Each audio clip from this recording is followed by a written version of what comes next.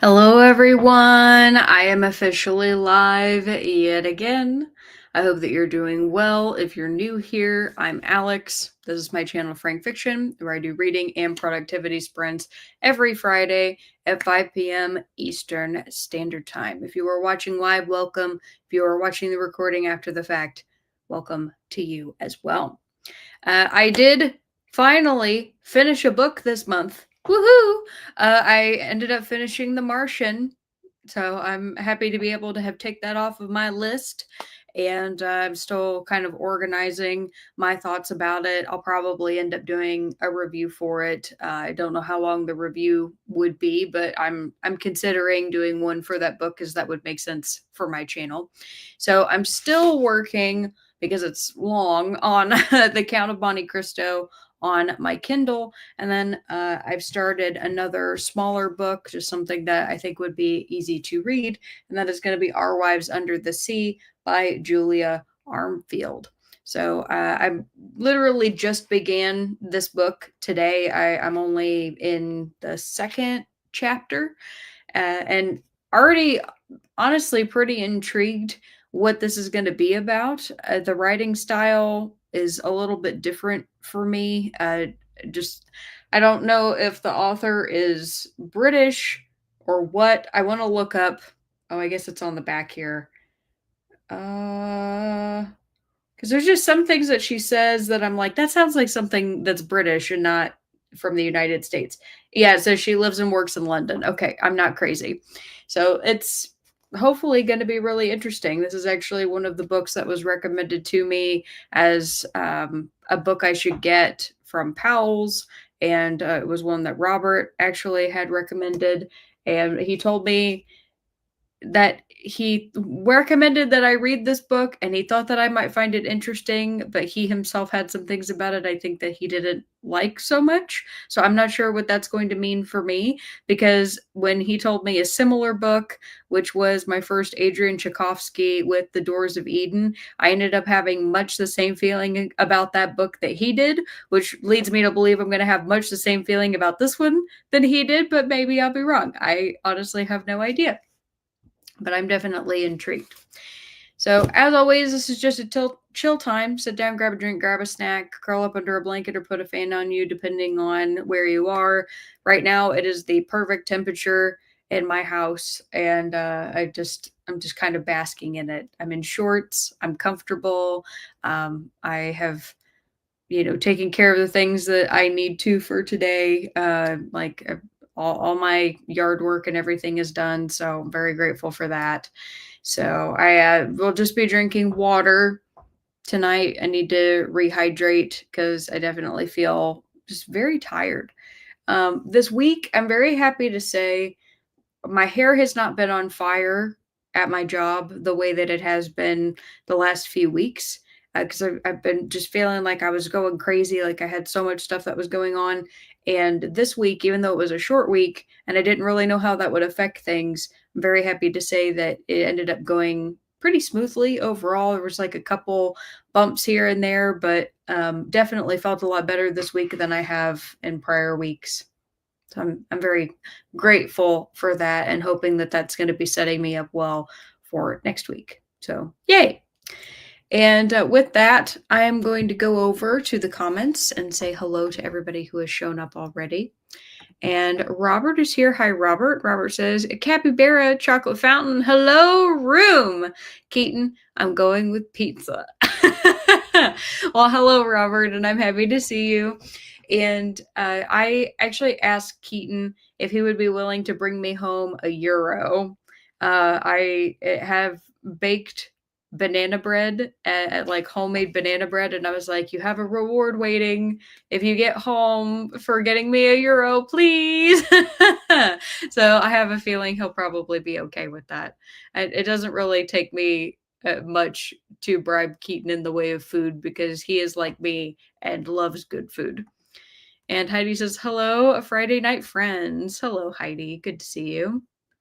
And Robert said, Our Wives Under the Sea, 5 stars. Oh, good. Okay. For some reason, Robert, I thought that this was one of the books that you had told me that there was just something about it that I must be misremembering what you told me about this book because I thought you gave this like a 4. So if it's a 5, that's even better. That makes me very happy to hear. And probably am misremembering. I mean, people tell me about so many books all the time, but I try to be better about it than that. And Denise says, "Hello, everybody. Finished the cafe with no name earlier. Gave it 4.5 stars. Woo woo. Trying to figure out what it is I like so much. No plot and had a vague ending, but loved it." Oh, well, that's really fun. Yeah, there had to be something about the writing style that just appealed to you. So, also, hello, Denise. Happy to see you as well. And Swank is here. Hi, Swank. And Swank says, "Howdy, everybody. Happy World Hug Your Cat Day. Happy Water a Flower Day." Well, my flowers got watered naturally. Go Sky. And I don't have a cat to hug, but I would hug a cat if I had one. And Elena's here. Hi, Elena. Elena says, "Good afternoon, Alex. I'm reading A Dragon of Black Glass by James Rollins. Very nice. Good to see you." Laura's here. Hi, Laura. Laura says, "Hi, peeps." And Swank says, "Did you get your hair trimmed?" I did. I don't know for better or for worse. It's at that really horrible stage where it, I personally feel like it looks awkward because this is about the time with my hair, anytime I grow it out, where I start feeling like I want to give up because I'm just so used to having really short hair. And I always think that it looks funny when it gets to this point. And it's probably just me thinking that, but I look at it and I'm like, that's not normal for me. And Elky's here. Hi, Elky. And Elky says, "Oh, I read that last year, I think." Okay. Hopefully you liked it. Angel says, "Hello, Alex. Hello, everyone." And hello to you too, Angel. Lauren is here. Hi, Lauren. Lauren says, "Hi, Alex. Hope all is well. I just finished the Bloodsword trilogy by Jogn Gwyn. Jogn Gwyn. I feel like I'm not pronouncing that first name correctly. And I'm now working on the Lysanias trilogy by James Islington." Well, very nice. I hope you had a good time with your prior trilogy. And yes, I'm doing just fine. Thank you for asking. Oh, John Gwynn. Okay, good. I was like, John, I just thought it was me. So thank you for correcting that. And Laura said, "I wanted to finally finish reading My Heart is a Chainsaw." Very nice. I had an audiobook, but needed to get a physical copy because I needed to refresh some plot points. Awesome. Denise says, "Going to start the first story in Covert Joy, a short story collection by Clarice Lispector. My first time reading her, making some Neapolitan flavored coffee." Neapolitan coffee. That's great. I had a really nice time yesterday. Met up with a friend to go eat, and when I was driving home, I stopped off to get ice cream because that's one of the things that I love during the summer is to get ice cream. And I got salted praline yesterday, and it was so good. I loved it. And Faye says, "Hello." Hi, Faye. "I'm reading They Bloom at Night and Shark Heart and not completely enjoying either of them." Oh, that's a bummer. I'm sorry. I hate it when you're reading multiple books and you're kind of like, I just want to get through both of these.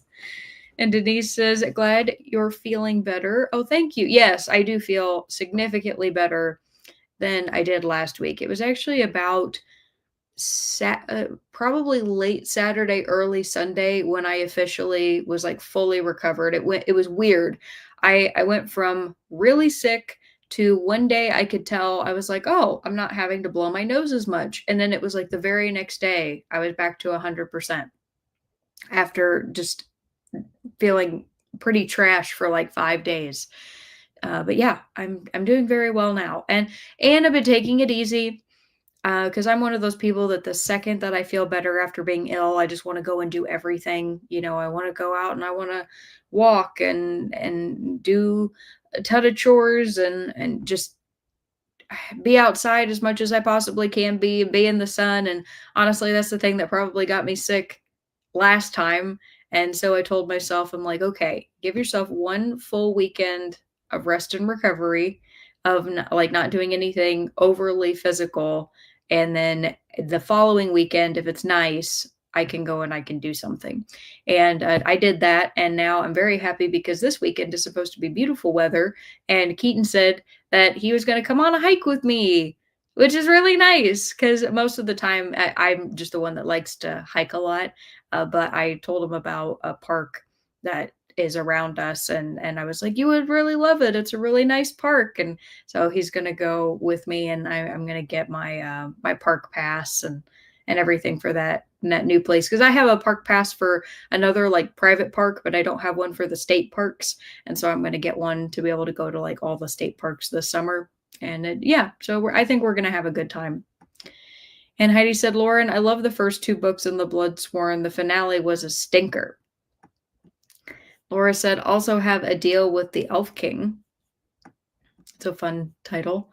And Angela's here. Hi, Angela. Angela says, hi, Alex. I'm in the middle of Remarkably Bright Creatures. Oh, okay. And how are you liking that? And you said, and it's pizza night. Yay, I twisted my knee. No, but I refuse to allow it to keep me down. Forward I go. Well, be sure to rest it because if you don't, you might make it worse and then you might be in pain longer. I'm so sorry you twisted your knee. Heidi says, I finally started Dr. Bloody Money and finished Titus Grown, which I loved. That's awesome. And Dr. Bloody Money that's a hilarious name. That sounds like something that would be satirical or like some type of comedy. Is it funny? And Laura said, Heidi, will you read the sequel to Titus Grown? Robert says, Wives Under the Sea. It was difficult to imagine anywhere deeper than the place we had ended up. Yeah, I'm already intrigued by the whole like submarine sinks down to the bottom of the ocean thing. And I'm trying to figure out, it sounds, I can't tell whether Lee is a researcher of some kind because she works for the center, or if she's a part of the military and is in like a military submarine. So I'm trying to understand is it like a giant submarine with a lot of people, or is it kind of like a personal submersible, like you would see, I don't know, marine biologists use? Because right now it sounds like she's only talked about 3 people being in the vessel, which sounds to me like it's a small one. So that's kind of what I'm trying to determine right now. But she works for some type of organization. And Elke says, yeah, I gave it 4 stars. Awesome. And Lauren said, Heidi, book 3 in the Bloodsworn was a bit of a letdown. I do understand why, though. His daughter passing made it difficult for him to finish. I'm sure might be more books in the future, though. Oh, that's so sad.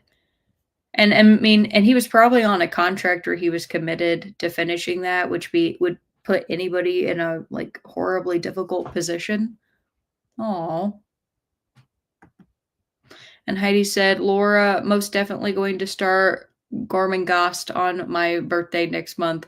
I dropped my TBR for the first book, so trying to finish May's planned stuff now. And Jamie said, hello, just popping in on my break. Just finished The Resurrectionist during my lunch and really enjoyed it. Yay! I hope that you can push through, Jamie. You're almost there. And Denise said, Faye Sharkheart was weird, but kind of interesting. Robert says, a heart to Heidi. And Jamie says, I'll be back after work to continue reading Inkheart. Very nice. And Faye says, Denise, I agree and don't think I was in the mood for weird. Yeah, I definitely try to go with mood reading anymore, or if I'm reading 2 books at one time, I try to pick books that are sufficiently different to be able to feel, I don't know, like I can have a palate cleanser in between each one. And I told Keaton the really funny thing about reading The Martian and The Count of Monte Cristo is they're nowhere near the same in terms of genre or, most of the plot or anything. But the one thing that you don't consider is both of them are trapped. And that was something that I was having to kind of come to terms with while I was jumping back and forth, is like I wasn't really getting a full palate cleanser because I'm going from a man who's trapped on a planet to a man who's trapped in prison. And I'm like, these feel like they're not different enough right now. So what happened was, the more that I got into The Martian, I was like, okay, I'm going to focus on The Martian so I can pick a different book that is not about, hopefully, an imprisoned person, and I can read that with The Count of Monte Cristo. So here's to hoping that Our Wives Under the Sea is sufficiently different. And Heidi says, Robert, still have the bee sting on my nightstand. I hope you end up liking it because wasn't it, didn't Nicole read that recently and didn't end up enjoying it? So I hope you like it. Robert says, I'm sad. Okay, yes. I'm sad that Nicole didn't like it. I got to watch her review for Pachinko, and so if she comes on tonight, I'll mention that I got to watch that. Heidi says, "Oh, it's Blood Money by Philip K. Dick. It's super weird and fun. It is a story after they dropped the bomb, written in the '60s." Oh, okay. I mean, Doctor Bloody Money is still a funny name, but Doctor Blood Money is very like ooh. So both of them fun titles. You can't lose. And I will go ahead and I'll get us set up for our first 45 minutes, Brent, and I'll give you all your first question of the evening, which is okay. I got a couple of them I thought of that are book related. And so I'm going to go with what trends in book cover art are played out, in your opinion, and what's in vogue that you like?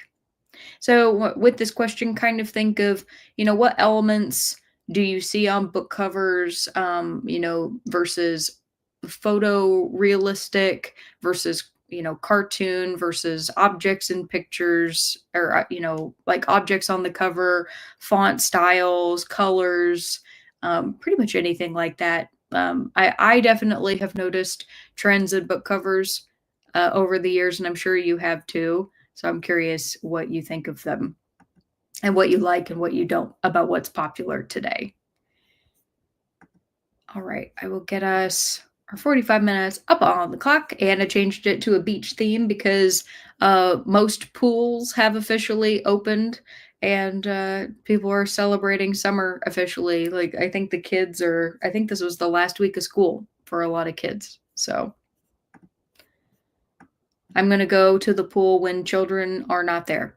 Heidi says, Alex and Robert, I will give the beasting a few chapters this week so I can discuss it next week. All right. Nice. Sounds great. I hope you end up liking it. I look forward to hearing what you think. All righty. I'm going to get 45 minutes started here. I think I'll read probably another chapter in Our Wives Under the Sea, and then I might go back to reading The Count of Monte Cristo. So we will see. But I will talk to you all in a little bit. Happy reading. Bye.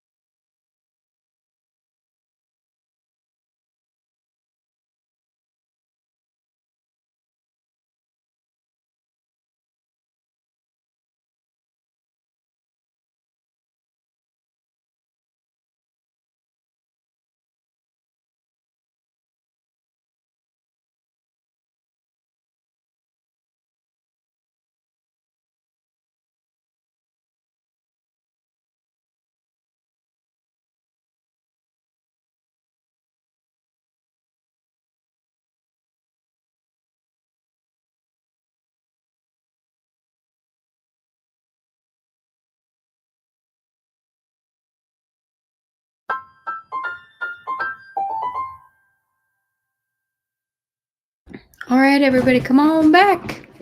Let me know how you did. I got to page 31 in Our Wives Under the Sea, and I went back to reading The Count of Monte Cristo. And I have 11 minutes until I'm done with this chapter. It says I'm 16% into the book. So that's what's up with me. And before we left, I asked you all the question, what trends in book cover art are played out, in your opinion, and what's in vogue that you like? Let's see what you all had to say. And Telkana's here. Hi, Telkana. Good to see you. She's giving a wave. And Faye said, I like simplistic book covers where the title is the focus. The cartoon style and the busy, garish kind of style are way overdone, in my opinion. Covers more often put me off buying a book than tempt me to. Okay, that makes sense. And Melissa says, hi, everyone. Really don't like waxy paperbacks. Okay. And also, hello. Good to see you, Melissa. And Heidi says, I love Michael Whalen and Don Mates covers the best. It is sad that the best illustrations are only for the special editions now, since I think you're saying since I listen audio since I audio most books, I just look up the art and fan art. Okay, I got you. Angela says, I'm still in the connecting the dots stage in Remarkably Bright Creatures. I had heard good reviews, so I went in blindly, as I often like to do. I have ideas, though. Very nice. Look forward to hearing what you think of it. And Teresa is here. Hi, Teresa. Teresa says, hello, everyone, and hello to you. I'm heading outside, but we'll check back soon. Enjoy your time outside. Robert says, a question. All pastel-colored romance covers are played out, in vogue, script calligraphy fonts, but I still like minimalistic covers. All right. Yeah, one of the things that I do tend to like on book covers is I like ones that get like illustrations, like you can tell that somebody like had to, craft them or draw them. And to Faye's point, the title of the book is front and center here, and then everything else in the background kind of goes. It's an added feature, but the text is front and center. Even, which is surprising about this, TJ Klune's name isn't larger than the title, even though normally by now, because of how popular he is, that would be like bam, like first thing that you see. But they didn't do that here. So yeah, I like illustrated covers. One of the things I really do not enjoy is I do not like book covers that have like photos of people on them. Like all old bodice ripper covers where they actually like were taking photographs and like editing images together. And that was like really popular when I was in high school, was to take like edgy photos and find some way to alter them and then like put the cover or put the title, excuse me, on top of it. I hate that now. I would much prefer like an illustrated cover, or something just like, I think that's pretty simple, but I really like that cover as well. Space Oddity, the a sequel that I really want to read. But yeah, I'm trying to think of some others. I kind of like how we've moved into like outlines, like outline images. I'm trying to think of how to describe this. So instead of like if you put a person on a cover showing every single feature, like their eyes, mouth, nose, everything, it's kind of like a silhouette. That's the word that I was looking for. There's a lot of covers now where they focus on like silhouettes of people. Trying to grab some I can like give examples of. So like the Sisters Brothers, like this is an illustrated cover, silhouettes of people, makes a greater image, obviously looks like a skull, right? Song of Achilles, it's just the helmet, like it's not actually a person that's on the cover. I think this is a great cover. So things like that I personally really enjoy. You would be hard pressed to find a cover that has a person on it, I guess. And Faye says, I read 29 pages of They Bloom at Night. Very nice. And Laura says, one trend I don't like is when the publisher doesn't even try to give the translated works new covers, just reuse the original. Okay. See, I actually find it really difficult with translated works, especially translated works that are classics of all the different variations that there are. So, like The Count of Monte Cristo is a really good example because there's so many editions of The Count of Monte Cristo that if it weren't for the fact that, like, the whole reason I got the edition that I did was because it was either free or it was 99 cents. I can't remember exactly what it was, but it was extremely cheap.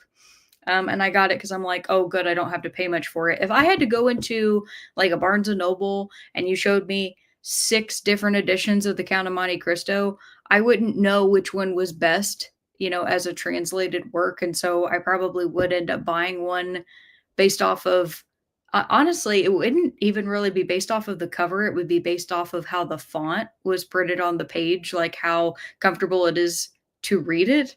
So, yeah, I have a really hard time with books that have a lot of editions, but I understand your point of like, give it some new flair too. Especially if it's a book that you really love, because we all love it when we have a book that we enjoy and they come out with some new beautiful edition that you're like, oh, that's great. And then you want to have that one. And Denise says, read the introduction and the first story on page 13. Very nice. All right, I'm going to put these back really quick. There we go. This was another one, like I got this years ago. It's just very, very simple cover outline of like different aliens that they had picked out, which I think is very fun. All right, there we go. And Zach says, hi, I'll be starting Never Flinch by Stephen King. Awesome. And hello to you, Zach.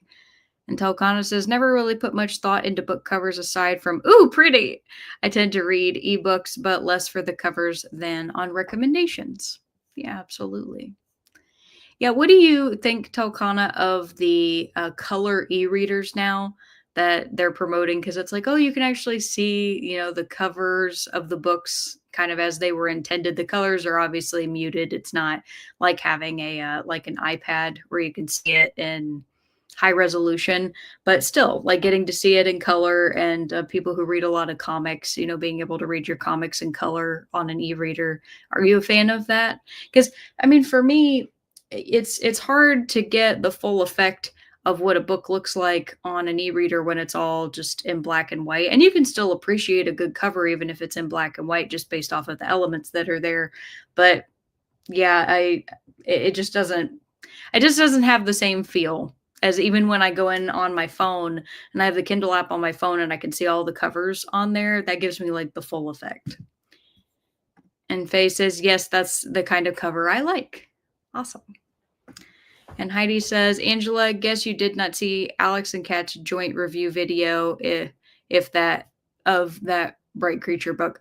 Oh, so Heidi, I have a fun fact about that. So we did not do a live show of Remarkably Bright Creatures. Kat and I did a buddy read together, and we met offline and we talked about it, and we had such a fun time talking together about a book because we'd never done a buddy read together, that was what started us having our book club. So I wish, actually, and Kat said the same thing, that we both wished that we had a recording of it, and that we could like put that out there for people because it was just hilarious when we were talking. But yeah, I'm actually sad that I can't show that to you all. And Denise said, over the woman with her back turned on book covers, like simple vintage looking covers. Okay. Yeah, I think I know what you mean. Kind of, I can't think of a book off the top of my head with a woman with her back turned, but I know what you're talking about. Talcana says, played video game that Sprint. Yay! I have a game that I just started playing. I've been playing Dragon Age Veilguard, and I've been having a lot of fun. I got it for $15. I was so excited. It's originally $70.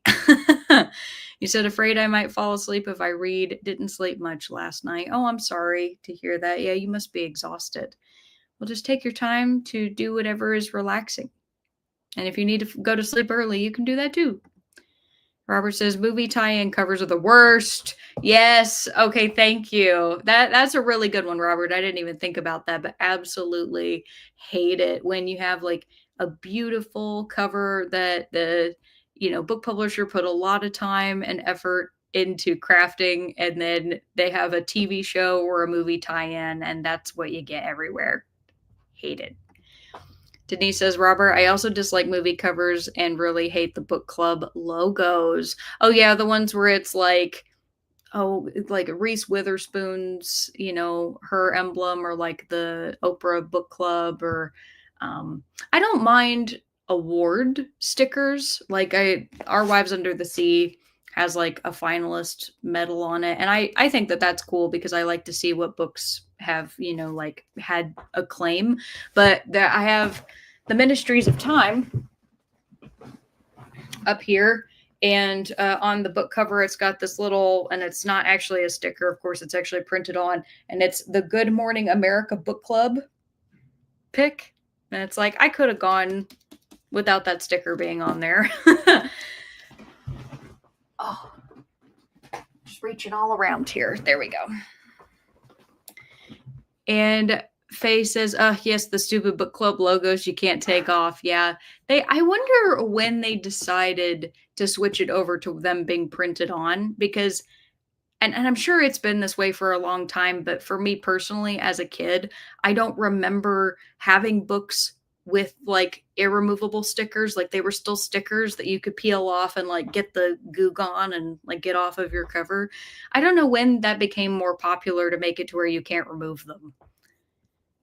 And Faye said, whoever is Jenna and why do I want to read with her? Oh, who even is Jenna? And Robert says, folio edition of Neverwhere is spectacular. Oh, I should go and look at that one. I'm not sure if I've seen it. I really like my illustrated edition by Chris Riddell, but I'm sure if there's a Folio Society edition, they probably have a nice one too. Heidi says, look at Black Tongue Thief's cover. It's very illustrated in a modern way. Yes, I have it right here, Heidi. I will show it for everyone. I also really like the colors of this. I like the black with the pop of yellow. I'm a huge fan of it. But yeah, that's a really nice like black and white illustration, and then like one color highlight, and things like this are also very, very appealing.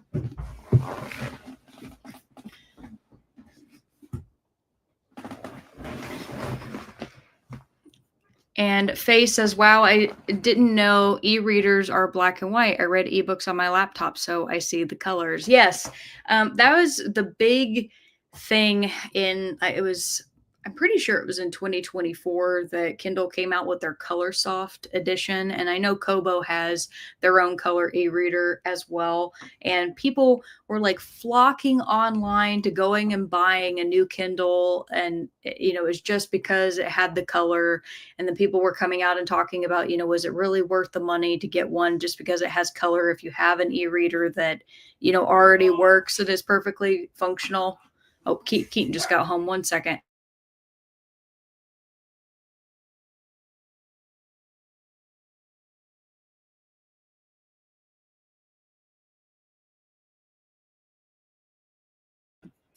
Sorry, I think he was letting me know that he got the food. I got a euro that's waiting for me. But yeah, as I was saying, because when they came out with the Colorsoft, it was really expensive. And I mean, their e-readers are expensive in general anyway, but it was kind of like, is it really worth it to go out and buy a whole new e-reader just so that you can see the cover? Because it really didn't change the text of the book when you're reading it, right? Unless you're reading comics, which was the point. And I'm not judging anybody who went out and bought a Colorsoft. I don't care. Like, you spend your money however you want to spend your money. I just know there was a lot of discourse around that. And Telcana says, I haven't seen a color ebook in real life yet. One of these days I'm going to get it when therapy is shopping. Yeah, maybe you can get it at a good discount. And Faye said, Read with Jenna is a book club non-sticker that's often on books. There's Bubby going and running away because Keaton's home and he's like got the zoomies.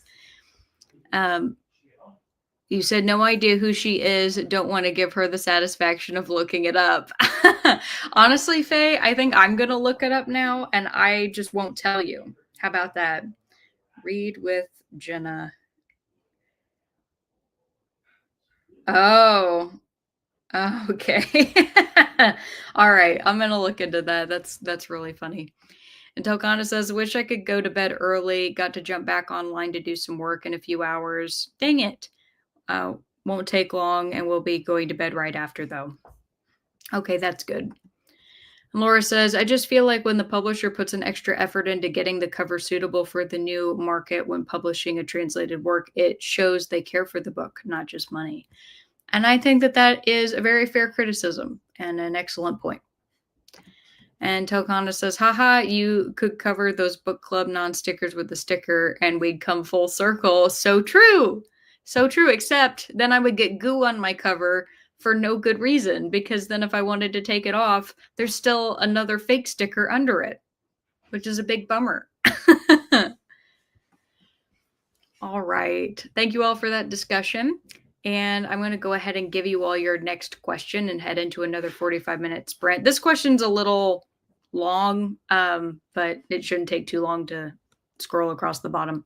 But it's, we all know books have gotten more expensive, especially in the last 5 to 10 years. Has this slowed down your book buying? And if not, what price would a book have to be to get, or what a price would a book have to get to for you not to buy it new? Now, you might already be somebody who only buys used books or you only use library books, and I still want to hear your answer if that's the case. But, you know, a lot of people do still buy new books. I mean, when I went to Powell's, I had some that I bought used and some that I bought new. And, you know, the prices varied. And I definitely have my idea for like what is too expensive for a book for me to buy brand new, because I just don't want to pay it. So I'm curious to hear what that is for you all, or if you've already kind of reached that point. And Tokana says, I got a euro the way too. So we're gonna be Euro buddies today. Is that what you're saying, Tokana? Robert says Chris Voss and James Bama covers are the best. I'm gonna have to look those up. You and Heidi both mentioned different authors with really good covers, and I'm gonna look those up during this next sprint. All right, you all have your next question. I'm going to eat my euro and say hello to Keaton. And I will see you all very soon. And happy reading. Bye.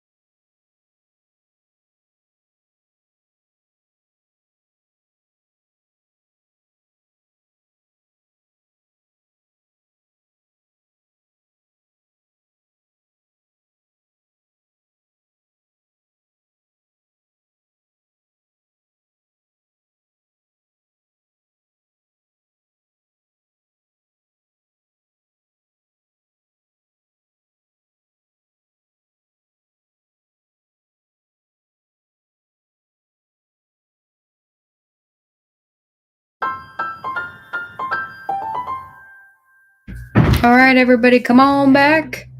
Let me know how you did. I spent that sprint for the first 16, 17 minutes eating dinner and catching up with Keaton. And then I went back and was reading some more of The Count of Monte Cristo and then was talking to Keaton about The Count of Monte Cristo and the plot so far of where I've gotten. So I think I'm at 17% in the book. And I am excited for where I'm at in it. I think that it's been pretty interesting so far, and I'm happy to be able to say that. But before we left, ask you all the question. We all know books have gotten more expensive, especially in the last 5 to 10 years. Has this slowed down your book buying? And if not, what price would a book have to get to for you to not buy it new? So let's see what you had to say. Heidi was saying, I just bought that illustrated Gormenghast trilogy bind up for $45 and the Dritz original hardcover trilogy for $45. So I'll go with $45. All right, perfect. You know exactly what you wanted. And Telkana says, on the way, Euro buddies. I hope your Euro was better than mine. Keaton and I were both a little disappointed because the meat was dry, but the fries were very tasty. And Melissa says, it has slowed down my book buying. I could completely understand that. Faye says, I rarely ever bought new books. I discovered Book Outlet during COVID, half-priced overstock, so I buy more books now than ever, and they look new. More than $25 Canadian is a no. $40 blows my mind. Completely, absolutely understand that. I love half-price book stores, anything where you can get a discount and a used book be like new. It's great. Zach says, I don't pay more than $10 for books. I use Audible credits, so my new Stephen King and Michael Connelly books were both $10. Both came out this month. That's really nice.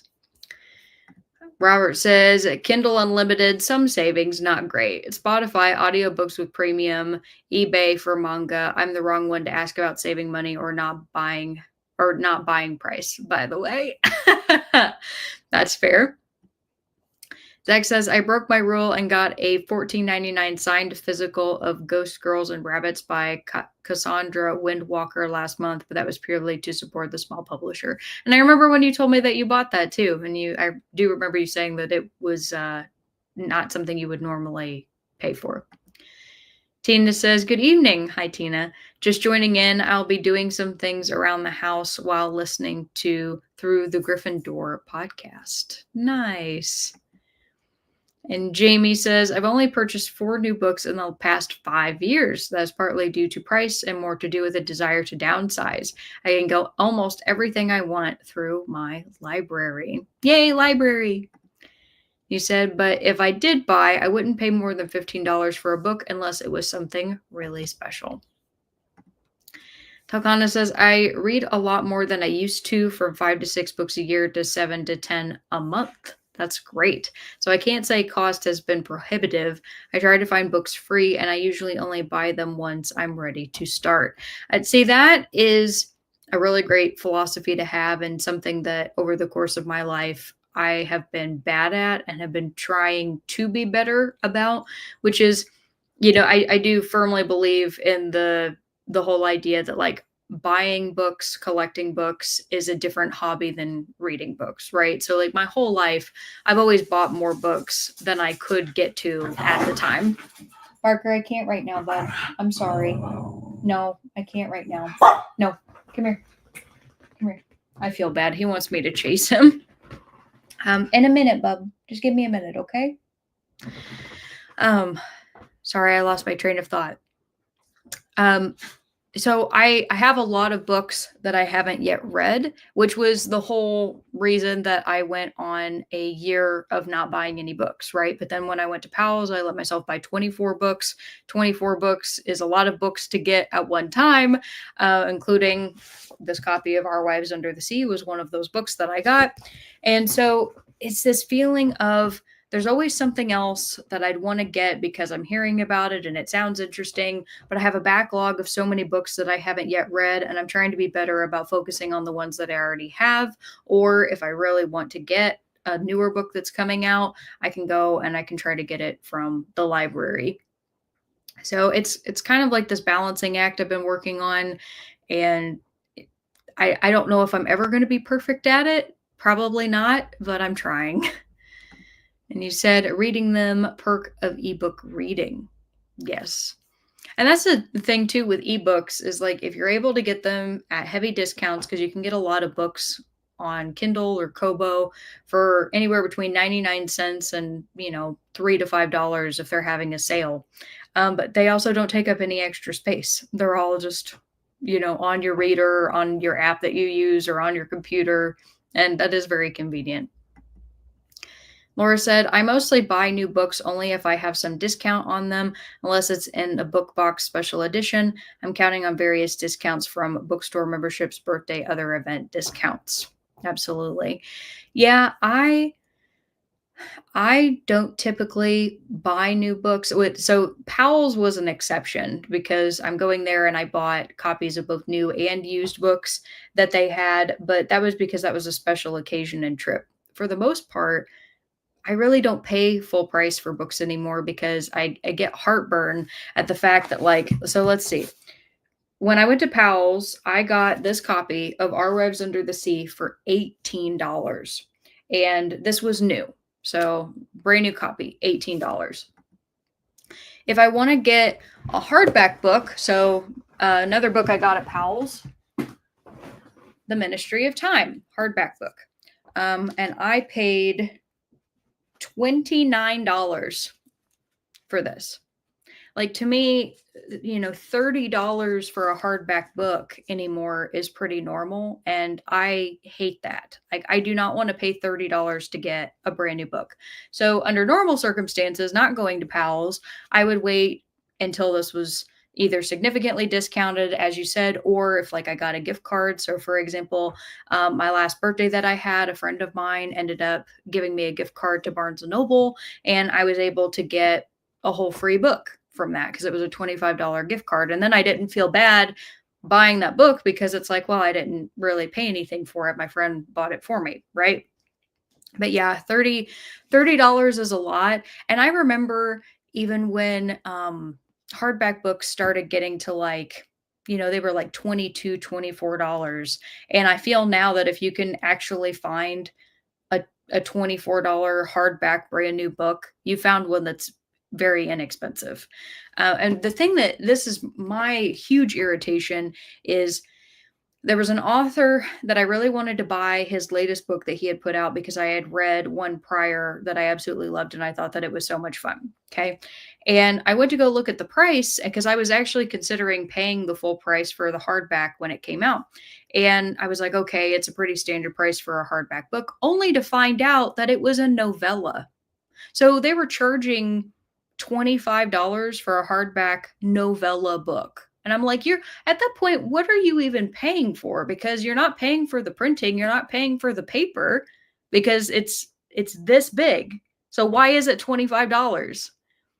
So I guess that's part of it too, is like if I have like my edition of Dune,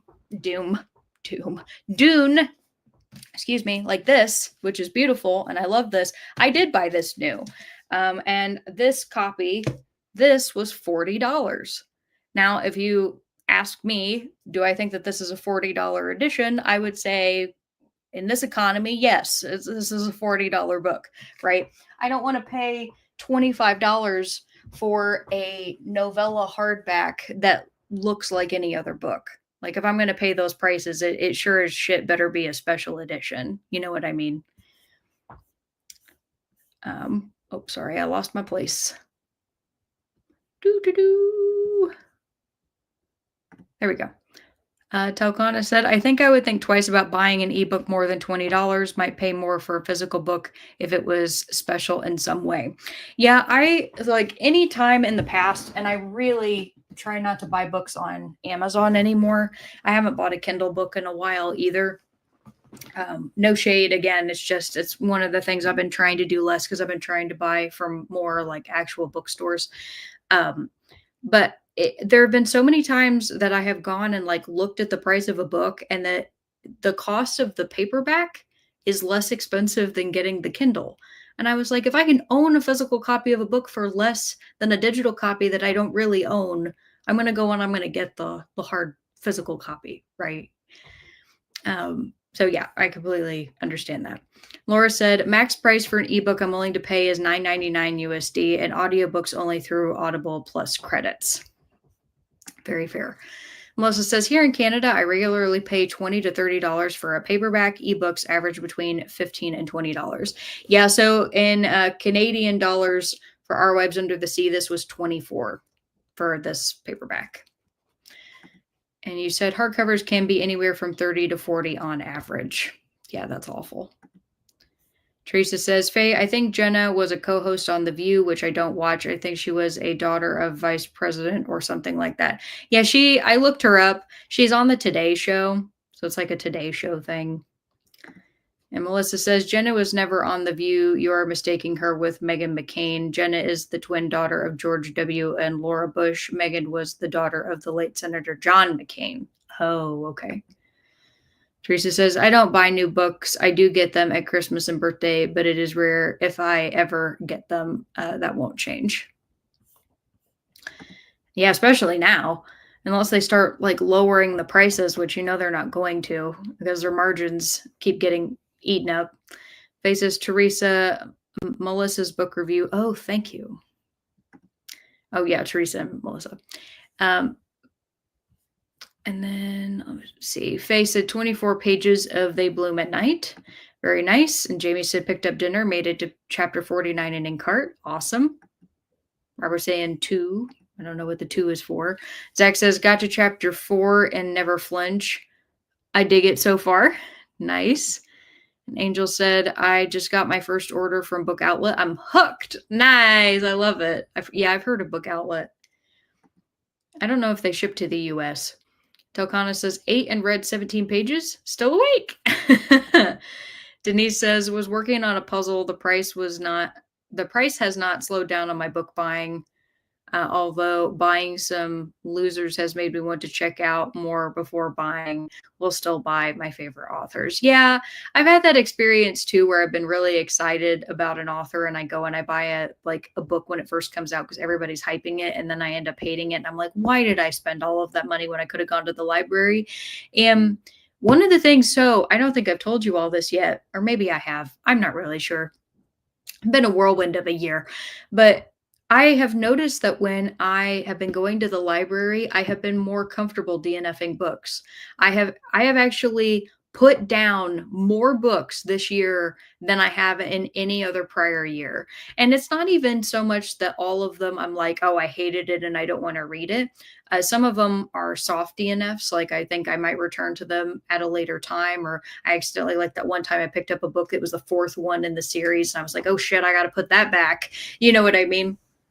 But I've just been so much more comfortable putting them back because I didn't pay for them. And I'm like, well, if I didn't pay for them and I'm not liking it and I can read it later, why not just turn it back in? And that's a beautiful thing and something I've never allowed myself to do prior with books I've paid for. And I think I'm understanding better now where my hang up about DNFs comes from. It's not even so much the fact that I feel like I have to finish. It's the fact that I feel like I've wasted my money if I don't. I'm learning. Robert says, I'll try this again. I made it to chapter 22 of The Violence by Delilah Dawson. Very nice. And Angel said, by the way, how many physical owned unread books is too many? That is completely personal preference. I have a lot of physical unread books. And there's something comforting to me about them. So they're in different places in my house. So I have entire sections of books that are all books that I've read and sections of books that are all books that I haven't read. So for example, all of these books that I have up here on my wall, this is my TBR pile, right? But I have other full, like really tall, like 6-foot shelves that are all full of books that I love and are like 5-star reads. So I think it's just based off of whatever gives you anxiety.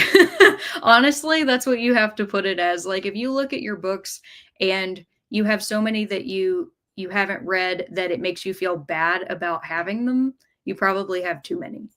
And there have been times that I have looked at my books and I've felt that way. I felt the anxiety of like, oh my God, I'm never going to be able to get to all of these because there's just so many more books, even other than the ones I own that I want to read. But it's something that I've kind of come to accept about myself is like I love being surrounded by books, both the ones that I have read and the ones that I haven't. So Faye says, Angel, the limit does not exist. Robert says, Angel. Oh yes, I was thinking about that, but I don't know how to properly pronounce it, Robert. But yeah, it's what is it? Sundoku? Sundoku. Did I pronounce that correctly? When you buy more books than you'll ever be able to read. It's a Japanese term. Zach says, I also pay more for gifts. I paid about $75 for 3 books that are going to be gifts. Yeah, that's fair. I gifted Keaton some really, really nice signed, like spray painted edge editions of like a duology that he really loves. And I gave that to him for Christmas 2 years ago. And I have never regretted it. I'm like, all of that money was very well spent because of just how much joy it brought him. And Angela said, Heidi, no, I haven't read Kat and Alex's review of Remarkably Bred Creatures yet. I will be looking that up when I finish, though. It doesn't exist, Angela. We, like I said earlier, it was a video that we did that wasn't actually filmed. It was just like a live talk that Kat and I did. I wish that I had that recording, though. Unfortunately, I don't. And Melissa says, I only will buy hardback when I really want a book then and there, or if it's a requirement for a book signing, or if it's something super special. Yeah, that's fair. Yeah, so like, for example, a couple of the books I held up earlier, I actually did buy these new. It was from a local bookstore, though, so I didn't feel bad about buying them because all of the money went to a local bookstore. But I got these last year. And so the Somewhere Beyond the Sea and Space Oddity. I got Somewhere Beyond the Sea because this is the sequel to House in the Cerulean Sea, which was a 5-star read for me. And it's gorgeous and I love it. And I have really good feelings. I'm probably going to enjoy this. Don't know if I'll like it as much as the first one, but I have solid feelings I'll like this. Space Oddity is the sequel to Space Opera by Catherine M. I still don't know if it's Valent or Valenti. But that was another 5-star read for me. And I have been waiting for this for ages because they had announced that Space Oddity was going to come out years ago. And I never heard another word about it. And so there I was in this local bookstore, like this tiny, tiny, like hole in the wall where like you're pinned in between the shelves, with other people trying to walk through. And Keaton pointed out to me Somewhere Beyond the Sea, and right next to it was Space Oddity, and I about fell over and I was like, oh my God, I can't believe it even finally came out. I had no idea it was happening. So I got both of these and I just thought that was fun. I was very happy about it. There we go. You barely reach. And Robert says, Alex Doom, 6 stars. And Zach says, at some point, I'll be buying a $45 ebook. It's expensive because it's an economic book, and I'm buying it because I know the author online. Yeah, that makes sense. Faye says, I did recently get Sunrise on the Reaping and Buffalo Hunter due, but I pre-ordered them during a sale and got them at discount. Score! Yes, it's always good to get a discount. Talkana said, so I will pay more for an ebook than physical book because it's easier for me to read on my Kindle. Bigger, don't open dyslexic font backlit so I can read in the dark and doesn't hurt my hand to hold. Oh, that makes sense. I didn't realize that they had dyslexic fonts that make it easier to read. That's nice. And you said, yay, arthritis. I'm sorry. I have a hard time holding up big books for a while too, which is one of the reasons why I'm very happy to be reading The Count of Monte Cristo digitally, because I did not want to have to hold up that 800-page book. And some editions of it are well over 1,000 pages. I'm like, no, I don't want to do that. Also says, continually checking on a book helps with circulation numbers. Okay. Good to know. Christina says, hi, Alex. Hi, Christina. Angel says, Faye, ooh, good. I was starting to worry. And Laura said, hearing what you consider a normal price for a book, I find out books here are quite cheap. And that's great. And I'm happy for you for that, as they should be. They should be accessible to more people. And more people should go to the library.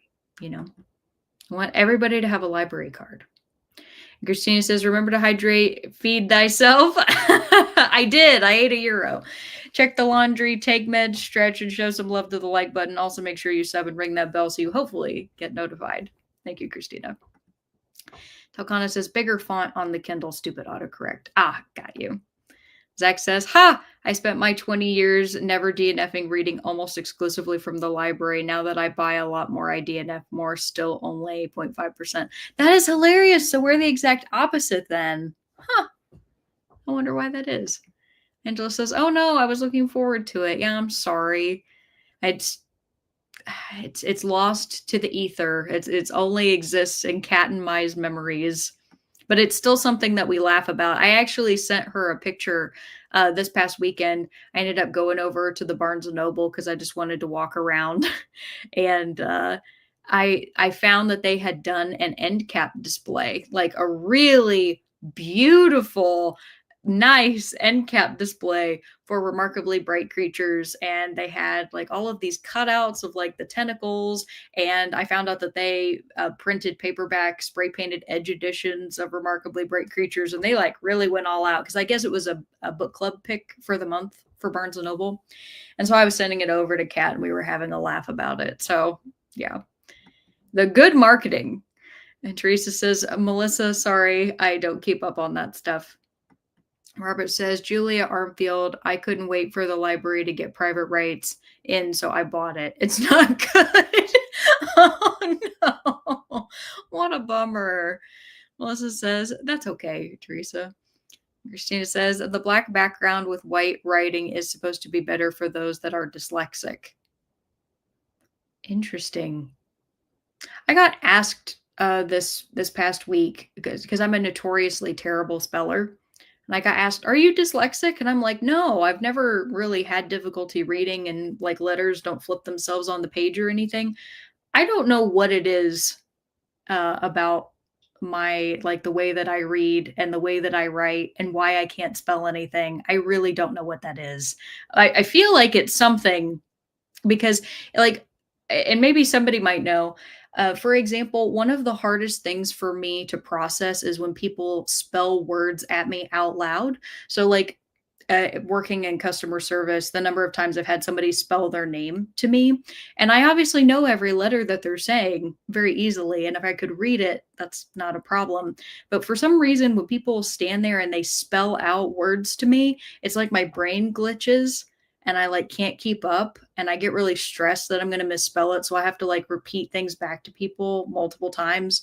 And I can read a word and know exactly what the word is. And if you take it away from me and you ask me to spell it, I'll still misspell it. I have no idea why. My mom's made fun of me for that for years. Since I was a kid, she's like, how can you be such a bad speller when you read as much as you do? And I'm like, I don't know, Mom. I just am. I don't know what that is. And Faye says, you did both rant about RBC and each other's sprints at the time. Yes. Yes, we certainly did. Remarkably Bright Creatures was a book that Kat and we both gave it the same rating. And Angela, I'm not going to tell you what that rating was because I want to hear what you end up thinking about it, but I will tell you what we thought of it when you're done. There you go. And Laura says, white text on the black background really is easier to read. I'm also dyslexic. Okay. And Faye says, do you have a clear visual memory? Can you picture the word? If I know how to spell a word, like I actually truly know how to spell a word, yes. If I don't know how to spell a word, no. I think I learned how to spell a lot of words just by memorization alone. But the words that I don't know how to spell, I spell them phonetically, which is a huge like laugh for people when I like go to trivia and stuff because there I am trying to spell it out and I'll look at people and be like, is that how you spell it? That actually happened on Tuesday. I'm like, is that how you spell that word? And they're like, no. And they'll go and write it out. And as soon as they write it, I'm like, oh, that makes so much sense. I can completely see why it's spelled that way. But that's just not how it sounds like to me. If I were writing it out based off of how it sounds, that's not how I would have written it. And Tokana says, yeah, it's amazing how much of a difference the open dyslexic font makes. Robert says, spelling, my inner Bickle accent voice does the spelling in my head. It never goes well. Bicklin, is that how that's pronounced? Zach says, there are fonts that are better for dyslexic people. Humorously, I know Comic Sans is one of the better ones. Good old Comic Sans. And Talcana says, I didn't realize white writing on black was better for dyslexic thing, but I do find it easier. There's my learn something interesting this week answer. There you go. Yay. Learning new things on Friday nights. I love it. Oh, Brooklyn, your Brooklyn accent. I like that you abbreviate it that way. That's fun. It's wonderful. I should have been able to guess that, Robert, but for whatever reason I didn't. All right. I'll give you all your next question and let's see. I'm just gonna ask very simply, do you have any weekend plans? Just let me know if you got any weekend plans. Plain and simple. I'm going to give you all another 45 minutes. I'm going to finish up this chapter in The Count of Monte Cristo, and then I think I'm probably going to go back to Our Wives Under the Sea. And Keaton also very kindly got me a Canada Dry Ginger Ale, which is caffeine-free and good because I should not have caffeine this late in the evening. I say as the last 2 times I've had sprints, I've had coffee at night. We won't talk about that. Keaton actually got told by his doctor that he should stop drinking coffee in the evenings because he was having too much caffeine and it was making him not feel so good. And so no more evening coffee. I'm not doing that anymore. If I'm tired, I'm just tired. All right. Well, I'll see you all in a little bit and happy reading. Bye.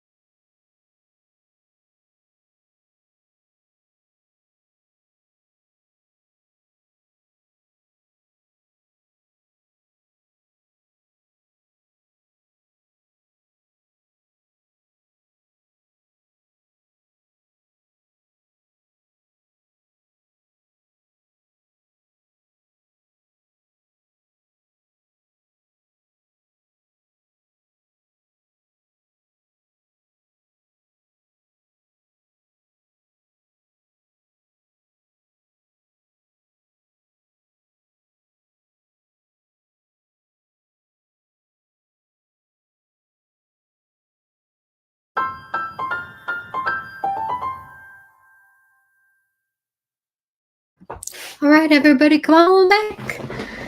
Let me know how you did. I read another full chapter of The Count of Monte Cristo, and I made it to page 41 in Our Wives Under the Sea. It's funny when you pick up a book that's so much smaller than what you've been reading and you already feel like, it's like, oh, I've made so much progress. It's a nice thing about reading a shorter book. And before we left, I just asked the simple question of, do you have any weekend plans? I'll start with this one. I already mentioned before that Keaton and I are going to go for a hike tomorrow, which I think is going to be a lot of fun. And we'll probably get lunch and ice cream together because it's just something that we really enjoy doing. And I'm sure we'll both be very hungry after hiking around. And then Sunday, I have a call with a friend of mine that's happening later on in the evening. And I just reached out to my mom to ask if she wanted to get lunch. So it might end up being a pretty full weekend, but I get to spend it with people that I love. So it's a wonderful thing. Melissa says, my weekend plans are to read. See you next week as I have an online book club meeting in about 30 minutes. Oh, well, she's probably already left, but hope you have a wonderful weekend, Melissa, if you see this later. And Angela said, I'm emotionally attached to RBC already. My little brother passed 2 years ago. I'm sorry. He lived right on the Puget Sound. He and his wife owned the Bug and Reptile Museum by the Naval Shipyard. It's still open. That's so sweet. Oh. So I'm guessing his wife, does she run it by herself or does she have help with that?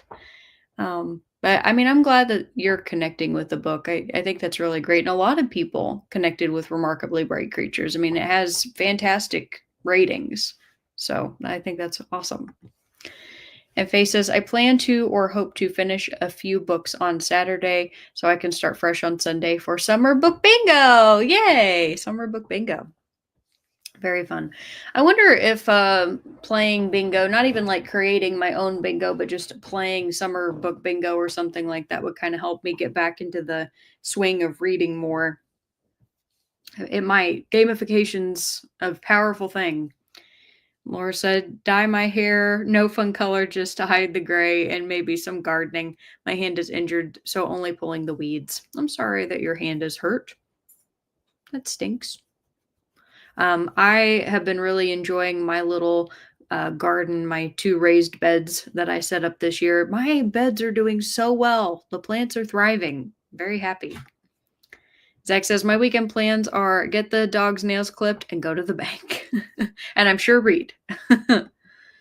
Angela said, I knew none of this info before starting the book. I won the book during one of Kat's giveaways last year. It was meant to be. I wonder if that was her copy of it. Did you get her copy? Is her name in it? Angela said, game day with my daughter and grandson on Sunday. That sounds great. I hope you have so much fun. Tokana says, weekend plans are to do weekend stuff. No plans yet. Yeah, I mean, in the midst, the seeing people and going hiking and whatnot, there will also be chores that will be happening. So Keaton and I divide and conquer. So he'll be working on the laundry and I'm doing a deep clean of our like main bathroom. So I'll be cleaning both bathrooms, but the one that we use for showering and everything is the one that needs a deep clean. So that's the lovely trade-off. Chores are so much fun. And Teresa says, no plans for me. Hey, that can be nice too. Robert says, a New Jersey Ink Fest, Hillsborough Township, New Jersey. Daughter and I will be there on Sunday. Cool. I hope you have a great time. Angela says, not Puget, but Puget, LOL. Oh, did you spell it differently or did I say it incorrectly? Sorry, I need to go back and... Oh, okay. So you were just correcting the spelling. I was like, did I mess up? Heidi said, Robert, I started beasting and I can tell 5 pages in this Murray guy is a good writer.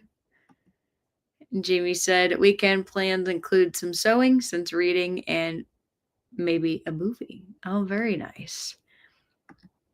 Talkana, doom scrolling and read 2 pages. Faye says, that was my YouTube and a snack sprint. Very nice. What snack? Gotta share the food, Faye. Jamie said, read another 3 chapters in Inkheart and nodded off for a bit. Denise said, still working on the puzzle. Should finish next sprint. Weekend plans are to get lots of chores done and do a TBR, so I'm ready for the amazing readathon in June. All these reading plans that people are getting geared up for. I love it. Zach says, got to chapter 7 in Never Flinch, but mostly chatted on Discord. Robert says, Heidi, I hope you like it. Yeah, I hope that you end up liking Bee Sting as well. And Heidi says, Zach, I gave up King after The Outsider because Holly showed up. Heidi, did I tell you? I'm sure that I had to have, that The Outsider was my very first ever King book. So I ended up liking Holly, but I went back and read the original Bill Hodges trilogy after I read The Outsider. And her part in those original 3 is very, very different than the part that she has in The Outsider. So people who became fans of like the Bill Hodges trilogy and then seeing no Bill Hodges and now there's Holly, I can understand why some people wouldn't like that. And Angela says, yes, my brother's wife still runs it. That's wonderful. She has 15 or so employees. That's a lot. Wow. It's successful. It's a lot of work caring for all of the exotic animals. I believe it was her copy. I haven't found her name in it anywhere. Talking about the book. Yeah, that is really cool. I love that she's got exotic animals. And Faye says, blue corn chips as per usual. I love blue corn chips. There's just something about them. Heidi says, Robert, I have not read a Litfic book in years, so I'm looking forward to it. No dragons, elves, or dark lords, but a different kind of real life dark. Yeah, very true. I enjoy literary fiction a lot. You know, I had a great time reading Pachinko, which that's also historical fiction. So I guess I should probably categorize that differently. But I tend to like Litfic. The 100 Years of Lenny and Margot, literary fiction, 5-star book. There's just so much good out there that I haven't even gotten to yet. And that's actually the thing I think I love the most about reading is yes, I love all the books that I can recommend and all the ones that I've already read, but it's the joy of finding the next thing that I love that just keeps me going. Zach says, I like Holly. Never Flinch is a Holly book too. Nice. Yeah, I need to read my copy of If It Bleeds as well, because I know that continues the story from The Outsider. And I know that there's like others that, yeah, like you were saying, Never Flinch, that have continued past that. And I had so much King that I read in a short period of time that I just very slowly get to his books now. Like I don't know. I had a huge spike and then I backed way off of it, which is okay. I might go back to having a King year again sometime in the future. All right. So we are down to the last 2 sprints of the evening. So our next one will again be a 45-minute sprint. And I'm going to ask one of the questions that I ask every week, which is what is something you learned over the last week that was interesting? And the key about this is it doesn't have to be interesting to anybody else but you. As long as you think it's interesting, I want to know about it because I'll probably find it interesting. Even if it's niche, it's totally okay if it's niche. It's even okay if I don't get it. That's fine. Just put something that you think is interesting. And Talkana said, Y'all's book club book Chain Gang All Stars. When did y'all discuss? We're discussing it in June, and it's the last Thursday in June.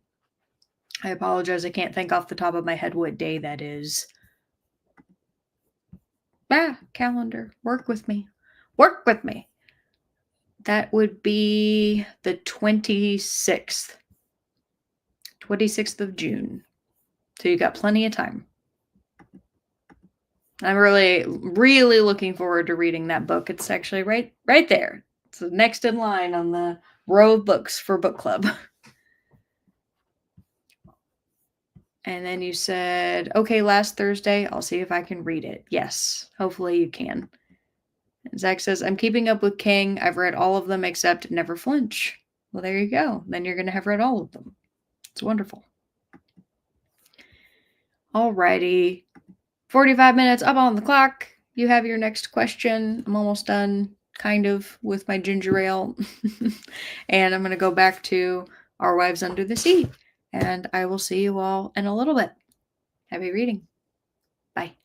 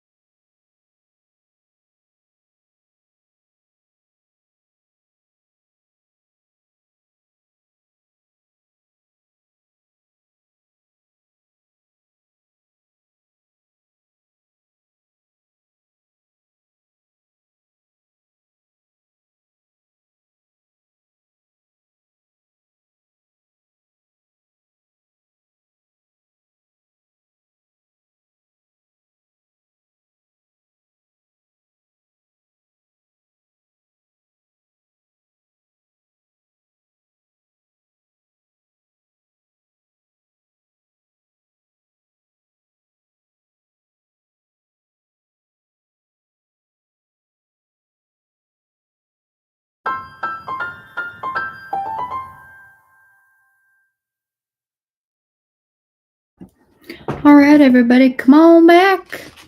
Let me know how you did. I made it to page 56 in Our Wives Under the Sea. So I've made really good progress in that book today because I just started it today. So pretty happy with that. Well, because I'm reading 2 books at once. And before we left, I asked the question, what is something you learned over the last week that was interesting? And I will start. So I learned that southern elephant seals, which are the largest seals in the world, the males can actually weigh up to 4 tons, so 8,000 pounds. And what's really interesting is if you compare that to the weight of a male Asian elephant, a male Asian elephant can weigh 8,800 pounds. So not only were elephant seals probably named because of their distinct noses, but also literally their size and their mass, which is not something that I ever realized. I mean, I knew that they were big, I just didn't realize that they were that big, which is pretty cool. Let's see. I gotta go back here.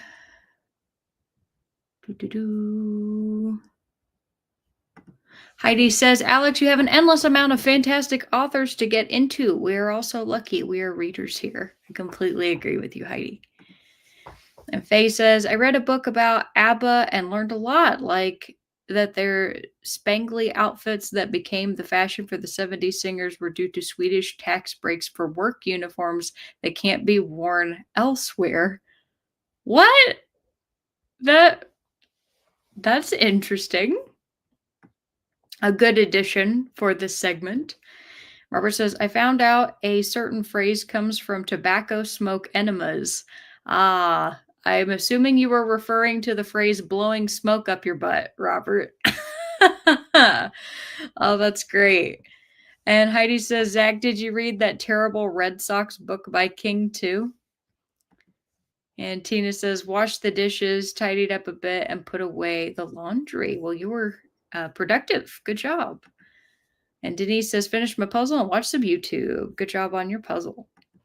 And Stina's here. Hi, Stina. Stina says, hello, Alex and chat. I made it home safely. Yay! And you're here in time for one more chat, Stina. One more sprint, I mean.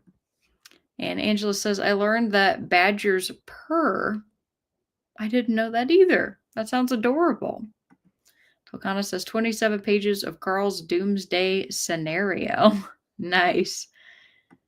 And Faye says, I read 29 pages of They Bloom at Night. I could probably finish it in the last sprint. Very nice. Good job. Awesome. You said, Angela, that's not fair. Now I want to cuddle a badger, and that's ill-advised. Yes, very, very ill-advised. Stina says, I learned that taking the back roads across Kansas is quite pleasant. It's a lot of flat land in Kansas. So, yeah, hopefully that was a good drive for you. Very, very nice. Well, we didn't have as many people comment on that last one, which is no big deal at all. So, looking at the timer here, I am feeling pretty sleepy. So I am actually going to make this one a 30-minute sprint just to kind of shorten it up a little bit, which is really the normal way I typically do it. But last week I did all 45s. There we go. I adjusted the timer. Jamie says, I read another 4 chapters of Inkheart. Yay! Very nice. You're going right on through that. Very, very good. All righty. And that means that I'm going to give you all your last question of the evening, which is going to be, what is one thing you've accomplished over the last week that you're proud of? So this can be big, it can be small, it could be something that you did 5 minutes ago or something that you did immediately after our last sprint. Just one thing that you've accomplished that you're proud of. I think it's always important to remember that we do things that we're proud of every day, if not every week. And Telkana says, that's perfect timing. I have to jump back into work at the top of the hour. Oh, well, very nice.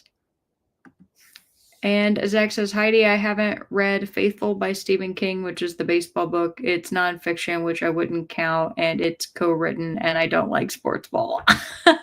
Yay, sports ball! That's fair, Zach. Yeah, it's completely different.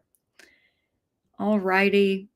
30 minutes up on the clock for you all. I'm gonna go back into Our Wives Under the Sea. I'm very invested in this right now. I just want to say I'm hooked. The writing style has really grown on me. I am super interested in these characters. I want to know what the hell's going on. I'm liking it. Makes me happy. Alrighty.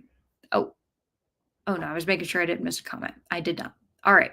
I will see you all in a little bit after our final sprint. Bye.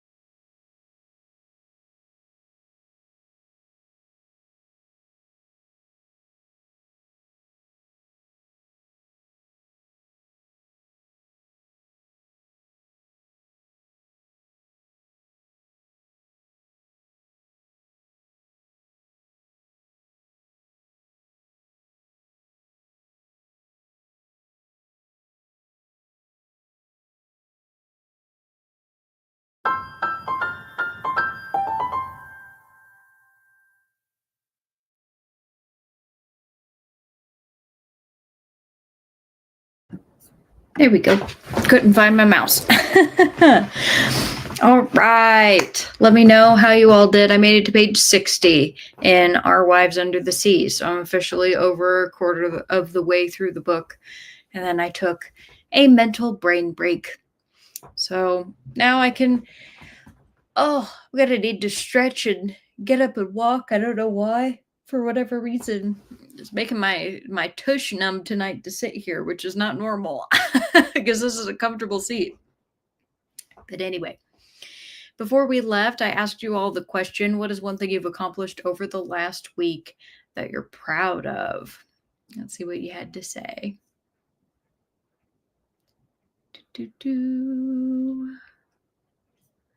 And Tokana asks, LOL, does surviving the first week of kiddos home for summer break count as an achievement? It does. It 100% does. I got all the points I wanted for the Goober Readathon, and congratulations! That's awesome. Honestly, that's two full accomplishments. You should be proud of both of those. And Stina says, I finally gained the acceptance of my dad's cats. Oh, that can be hard to do, to gain the trust of an animal. You said they're farm cats and not given to cuddling, but several times this visit, they actually approached me for head scritches. That's so sweet. Yay. You said, and Shadow even jumped on my lap. Awesome. I love that. It always feels good to get the approval of an animal. Feels like you made it. Tina says, one thing that I'm happy to have accomplished is passing my Excel certification exam today. Congratulations. You got a 928 out of 1,000. That's fantastic. Wow. And Tokana says, 19 pages. Hopefully can finish this chapter before work. I hope you can too. Got 9 minutes. Angela says, I have read every single day this week. Woohoo! I had been in a slump. I'm back to normal. Read 71 pages tonight. Yay! Thanks to the spritz. Have a good week ahead. Thank you so much, Angela. You too, and hope you have a fantastic weekend. And Faye says, finish my book. Woohoo! Good job. Diddy says, still no reading. Unusual for me, but I'm tired tonight. Watch more YouTube while playing games. Don't feel bad about it, Denise. That's okay. And it's good that you're taking time to do other things that bring you joy. Jamie said, only 26 pages in Inkheart will finish tonight. Woohoo! Awesome job. Y'all are doing great tonight. And Faye says, accomplishment. Got my first review solicitation on my blog. Oh, yay! Congratulations. Woo-hoo-hoo! I'm happy for you. That's awesome. My accomplishment... Honestly, I think my accomplishment was just working my butt off so much over the prior 3 weeks that I finally got to this week and felt like I had done so much good work that I can finally take a break, if that makes any sense. I mean, I still have, like I said, I still have stuff that I've been busy with. I've still had plenty of stuff going on in my job, but I just don't feel like this week I didn't feel like I was just going to like have an anxiety attack at any moment just from like sheer volume of stuff. And I'm hoping that means that like I'm kind of like on the downhill. No, I mean on the downhill in terms of things getting easier. I realize when we say downhill, sometimes that has two different connotations. I'm on the upswing, if you will, of all the work that I have going on. Because I just need things to be steady but calm, if that makes sense. So I'm hoping that'll be that way next week. And I feel really good about the way that this week went. I can head into the weekend and enjoy my time with my family, Keaton, with my friends, and just, yeah, be able to take some time for myself, hopefully. And I'm looking forward to, I'm hoping in like maybe a month, I might even be able to take a little bit of vacation time. I might be able to find a day sometime in June, but I don't really know if that's going to be possible.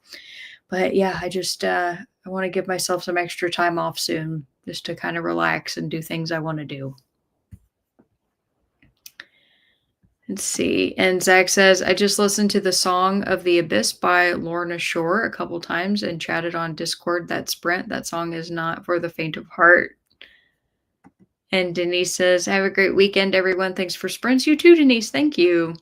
Steve says, got a little unpacking done, but mostly just sat in the dark and sipped tea. Hey, that's nice after travel. Take that time. Could always unpack tomorrow. Jamie says, thanks for sprints. Thank you, Jamie. He said, hope everyone has a wonderful weekend. I hope you do too. Denise says, I had my family over for my son's birthday. That's so nice. Lovely. Hope your son had a wonderful birthday. And Stina says, thanks for hosting, Alex. I'm glad I was able to join in for last sprint. I'm glad that you were able to as well. Robert says, have a great night. Thank you for sprints, Alex. Beep. You're welcome, Robert. Thank you for coming. It was great to see you. Enjoy your time with your daughter. And with that, everybody, I'm going to bid you adieu and just say thank you, as I always do every week, for spending this time with me when you could be spending your time doing literally anything else. So I hope to be able to see you next week. And until then, take care. I'll see you next time. Bye.